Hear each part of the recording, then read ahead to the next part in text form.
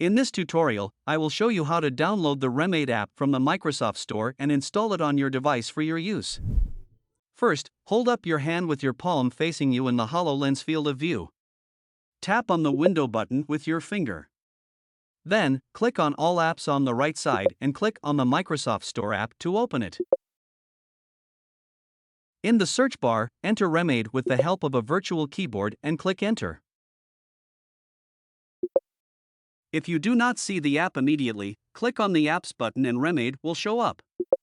Open it and then click on Get.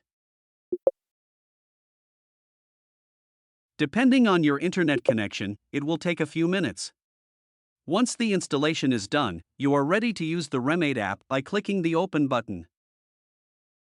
remAid will open automatically. In the Account submenu, you will see the registration code. You will need this code to do the registration in the next step.